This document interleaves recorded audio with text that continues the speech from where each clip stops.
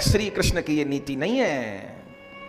भीष्म पितामह बहुत बड़े भक्त हैं, लेकिन भक्ति का परिणाम उनको दे देंगे, लेकिन दुर्योधन की बगल में जाके खड़े होंगे तो उनको दंड दिए बिना नहीं छोड़ेंगे। भगवान ने कहा वो सब बात ठीक, इस समय आताताइयों को दंड देने का अवसर है, आ जाए यहां पे बच जाएंगे, यहां तो नहीं आएंगे। अच्छा, महाभारत में एक परेशानी और है। महाभारत में और रामायण में एक बहुत बड़ा अंतर है। महाभारत में हर किसी ने अपनी एक अलग कसम खा रखी है। महाभारत में हर आदमी ने एक अलग कसम खा रखी है। भीष्म पितामह की अपनी कसम है कि मैं सिंहासन के साथ बंधा हूं। द्रोणाचार्य की अपनी कसम है कि मेरा बेटा यदि कुछ हो गया तो मैं शस्त्र त्याग दूंगा। कैसी बात करते हैं? अरे जब आपका बेटा युद्ध लड़ रहा है तो या तो वो किसी को मारेगा या वो मरेगा। ये क्या बात हुई कि मेरा बेटा ऐसा हो जाएगा तो मैं शस्त्र छोड़ दूंगा? कर्ण ने अपनी शपथ खा रखी है। लोग कहते हैं कर्ण बहुत बड़ा दानी था। अब इसमें दो बात है। एक तो बात हम कह चुके कि जीवन में दो बहुत बड़े पाप किए कर्ण ने।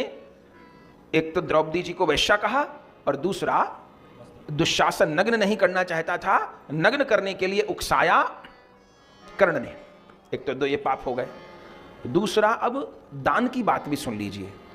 कर्ण ने दान तो बिल्कुल किया, ये पक्की बात है। जो आ जाता था मांगने वो देता था। इंद्र ने कवच भी मांग लिया तो वो दे दिया। पर महाभारत पढ़ी ना, असली बात तब पता चलेगी। सीक्रेट सारे यहां लिखे हुए हैं। कर्ण क्यों दान करता था? कर्ण एक अनुष्ठान कर रहा था। क्या अनुष्ठान कर रहा था? अर्जुन की हत्या हो, मैं अर्जुन की हत्या करूं।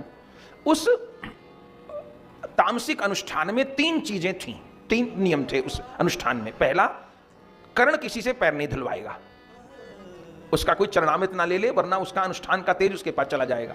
दूसरी बात, कर्ण किसी भी दूसरे की बनी हुई वस्तु न खावे, किसी के भी घर का कुछ ग्रहण ना करे, उसके पास तेज चला जाएगा।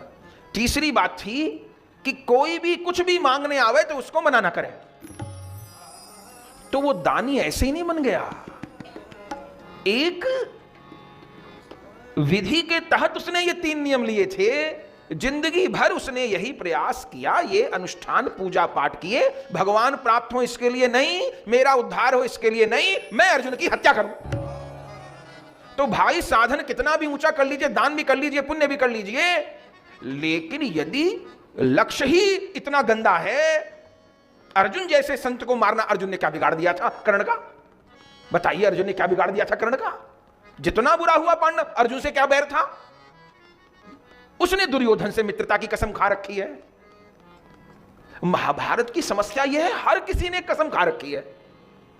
भीमसेन ने कसम खा रखी है, मैं दुशासन की छाती का लहू पीऊंगा, दुर्योधन की जंघा तोड़ूंगा। अर्जुन भी कसम खा लेते हैं, मैं जयद्रथ को मारूंगा। नकुल सहदेव कसम खा लेते हैं, मैं शकुनी को मारूंगा। आप कहेंगे तो कसम खा ली तो महाराज जी इसमें क्या नुकसान हो गया? देखिए, होता क्या है कि जब राष्ट्र हित की बात आती है तो व्यक्तिगत हित से, व्यक्तिगत मान सम्मान से ऊपर उठा जाता है।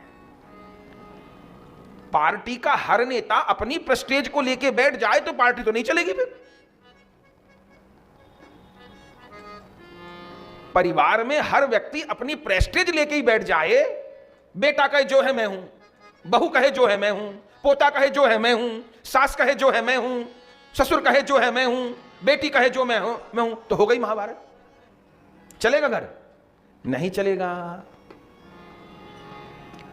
परिवार के हित के लिए व्यक्तिगत हित छोड़ना पड़ता है। केवल मैं अपने अपने बारे में सोचूं, वो अपने बारे में सोचूं, समाज के हित के लिए व्यक्तिगत लाभ को किनारे करना पड़ेगा। महाभारत में एक समस्या है, सबने कसम खा रखी है। अब थोड़ी सी और कड़ी बात कह देते हैं। भीष्म पितामह की प्रतिज्ञा को भी बहुत महिमावान नहीं बताया गया महाभारत में कि मैं राज से बंधा रहूंगा, मैं सिंहासन से बंधा रहूंगा। इससे लाभ हुआ कि हानि हुई? बताइए।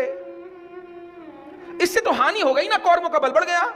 अकेले भीष्म पितामह कौरवों का साथ छोड़ के पांडवों के पास आ जाते तो जो अभी सुना कि 1,66,20,000 लोग मारे गए, वो न मरते। पर भीष्म जी का कहना है मैं सिंहासन से बनाऊं। व्यक्तिगत प्रतिज्ञा नहीं, हमने तो भीष्म प्रतिज्ञा से यही सीखा है कि जीवन में कभी कोई प्रतिज्ञा नहीं लेनी।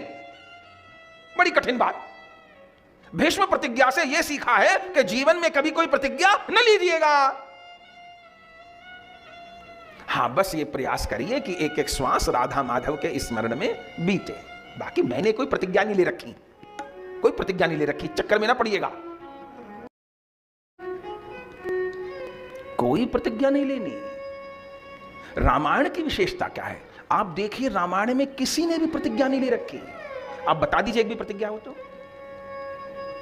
महाभारत से तो कई गुना बड़ा युद्ध हुआ है श्री राम रावण का, लेकिन कोई प्रतिज्ञा नहीं। बस एक प्रतिज्ञा श्री राम की है कि मैं इस धरती को राक्षसों से मुक्त कर दूंगा। बस श्री राम की प्रतिज्ञा में सब लोग सहायक हैं। लक्ष्मण जी भी सहायक हैं, हनुमान जी भी सहायक हैं, जामवान भी सहायक हैं, सब सहायक हैं। महाभारत की मुसीबत ये, हर आदमी अपनी अपनी प्रतिज्ञा लेके बैठा है, अपनी अपनी ढपली हर आदमी बजाएगा। तो परिणाम क्या हुआ? रावण को मारने के बाद में 11,000 साल के लिए रामराज आ गया। और क्षमा करिए, महाभारत के बाद में कलयुग आ गया।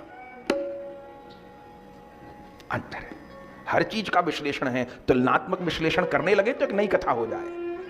रामायण का और महाभारत का तुलनात्मक विश्लेषण हो तो एक नई दृष्टि है। ये सब बातें भगवान ने समझाई हैं।